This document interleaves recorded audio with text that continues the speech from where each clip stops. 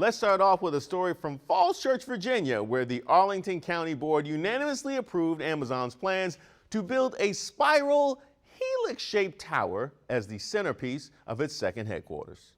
The plan includes 3 large office towers, retail space, a childcare facility, and the Helix, a 350-foot spiral building.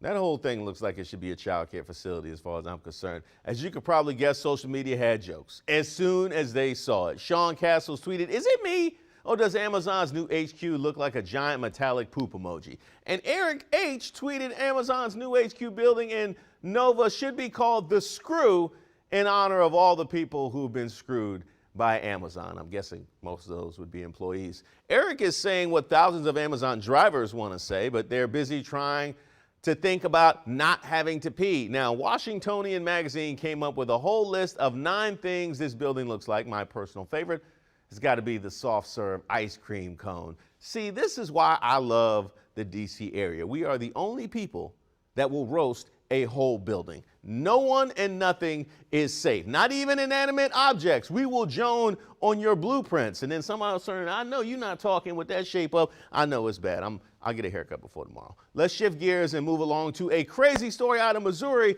where the Missouri State Highway Patrol tweeted out this picture with the message, "You don't see this every day, but it is 420. Troopers responded to a crash today on I-70 in Callaway County and found 500 pounds of packaged marijuana scattered around.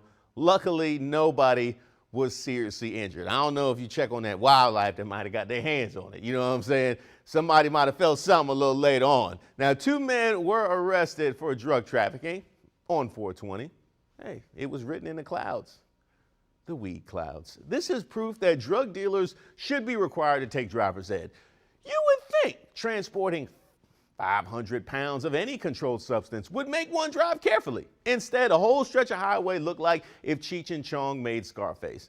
They put their product in store brand trash bags. Yes, the kind I bring my lunch in. If they would have sprung for Glad or Hefty, which I would never, they're too nice. If they would have sprung for the good bags, maybe their weed would still be in that place.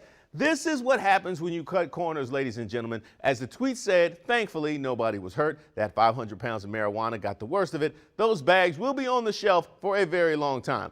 That shelf being in the evidence room at the police station. By the way, Glad and Hefty, no charge for that ad in the future. We're headed back to DC for this next story because it's wild in the most literal sense. The National Park Service shared its plans to cull the deer population in DC.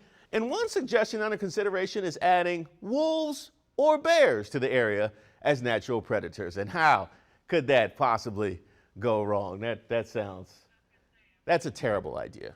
You know what else wolves and bears prey on if they're hungry enough? You and me. We already have gun violence out here. Now I got to look out for bears too. This is going to affect everybody's daily lives, not just the deer. You know what? Let's go to that after work happy hour. Oh, we having a good time. You know what, on second thought, why don't we make that a Zoom happy hour? Oh man, that is well done. That is a solid Photoshop right there. Whoever's responsible. Shout out to our new producer, Annalise Roy. I'm saying that she's responsible because that was such a good job. By the way, if you haven't waved hello to her on my Twitter feed, go ahead and check that out.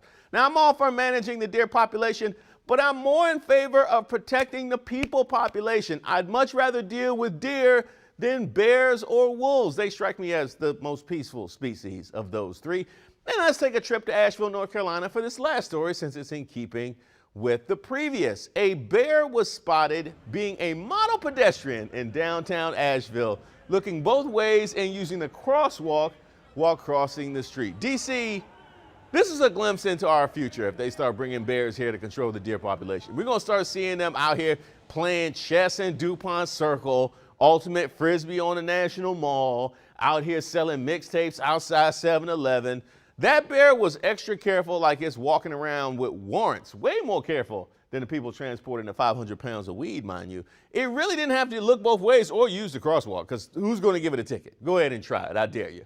Officers did lead the bear back into the woods, which was brave enough as far as I'm concerned, because the bear had a tracking collar around its neck. Now, I feel like I need to clarify that since it looks like it has on giant truck jewelry like the Animal Kingdom Slick Rick.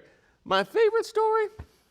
You know it's got to be the bear crossing the street, because anytime bears do people things, they will always be my favorite story. Shout out to the Bears. It's time for Mic'd Up. This segment is dedicated to hearing about locals doing cool things around the area you may not know about. We bring in conversations, not sound bites, and we know that those are two things that go together perfectly. Peanut butter and jelly, a cold Corona and a fresh lime, the Washington Commanders and Congress, things that just go together. Now, there's a new flavor of marriage out of Maryland that's destined to take the whole country by storm. Adam Longo gave us the scoop.